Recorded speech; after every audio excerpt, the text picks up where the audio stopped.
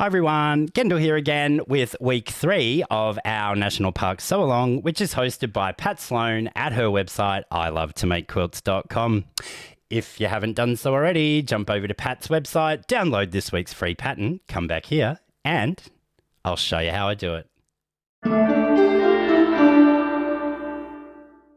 We begin where we do every week with these sew-alongs, and that is by having all of our pieces and parts cut out as per Pat's instructions, which you can download for free from her website, ilovetomakequilts.com.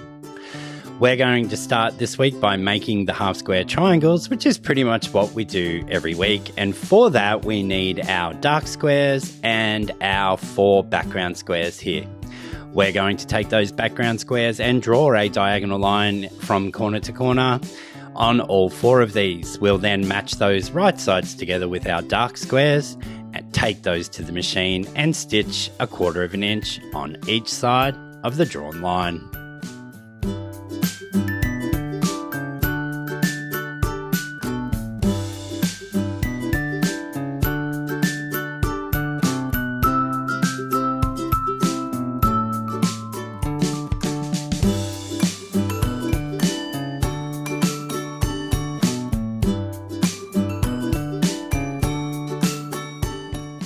With our stitching now done, I'll just clip these apart and give them a quick press first, as I always do, to settle those stitches down before slicing them in half along our drawn line and then pressing all of these to the darker of the 2 fabrics.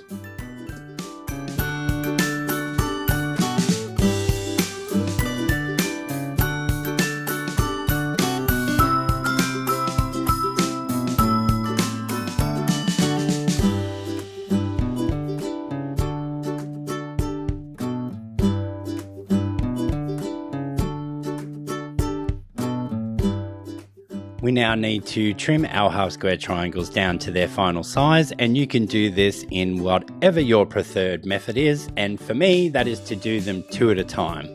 So I make sure that I have that middle seam nice and snugly nested before bringing in my 6.5 inch square ruler.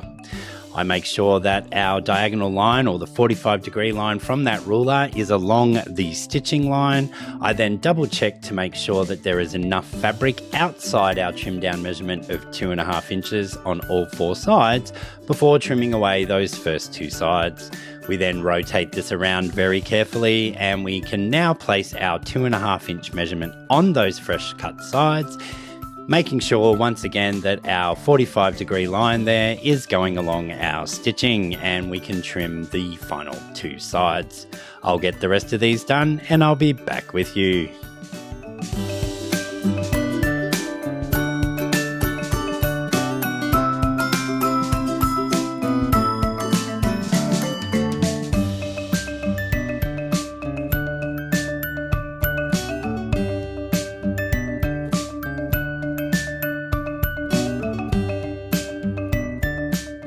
With all of our half square triangles now made, we just need to take 4 of these, and we need to create those little units for the corners of our blocks.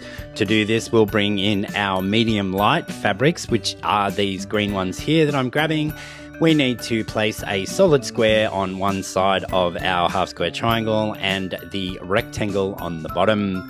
Please pay attention to the orientation of your half square triangle before sewing these together. Press these towards the solid square.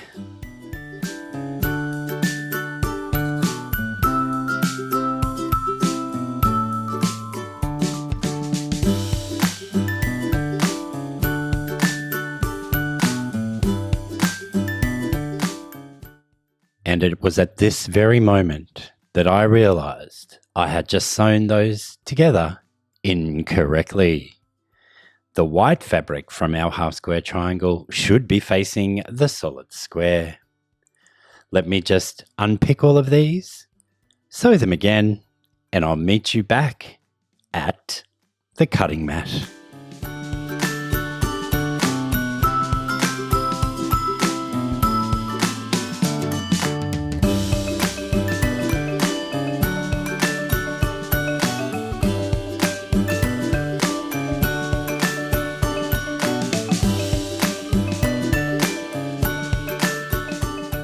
I think I'm safe to assume that we have all been in this situation before. Now we will add our large rectangle to the base of these, take them to the pressing mat and press towards that solid rectangle.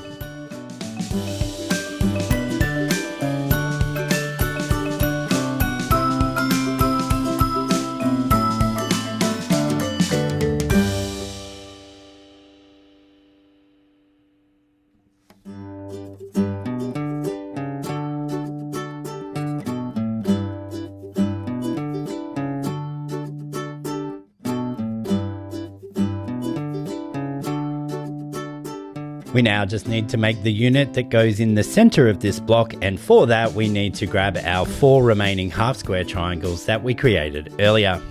Pay close attention to the layout of these half square triangles, and yes, I do have it correct this time.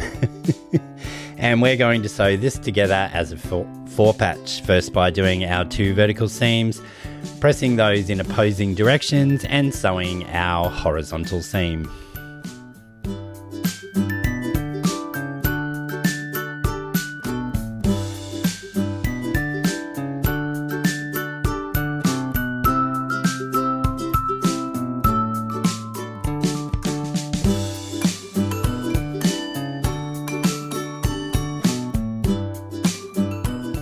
You would have seen there that I just pressed that in a direction. It doesn't matter which, as none of these intersections need to line up with anything. So with all of our units now made, we just need to lay this out, bringing in our medium fabric, which in my instance is this one with the little clamshells on, and then making sure that we have everything laid out as per the instructions.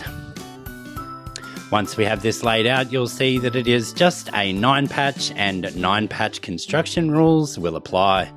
We'll start by sewing all of our vertical seams, and we're going to press towards those solid squares, or in my instance, the one with the clamshells on them. In all instances, once our vertical seams are done, we will move on to our horizontal seams, and at that point, because of our pressing, all of our intersections will nest nicely. Once the horizontal seams are sewn, I will join you back and we'll see how I press those. It's a mystery.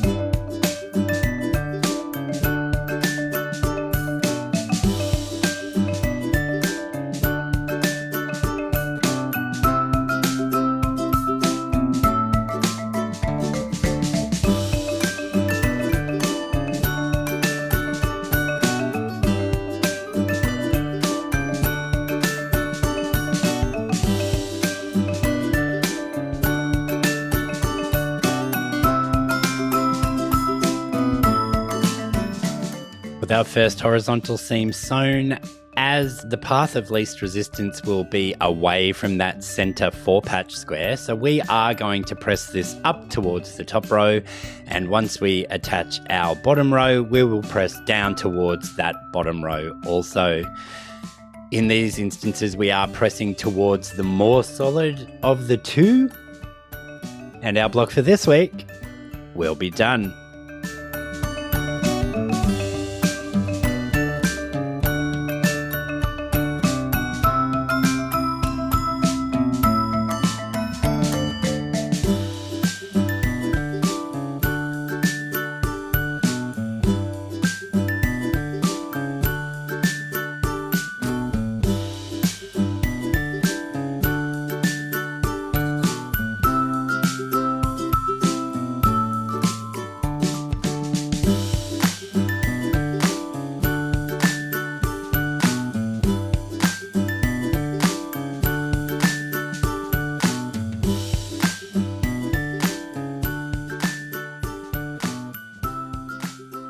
Thanks for joining me for another fun week, folks, and I hope that you can go out there and create this block as easy as I did.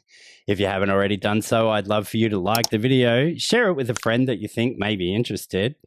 Click the subscribe button if you haven't already done so. It is free. Most importantly, though, tickle that little bell icon to be notified of all my future releases so you don't miss a thing. I'll see you all again real soon. Bye for now.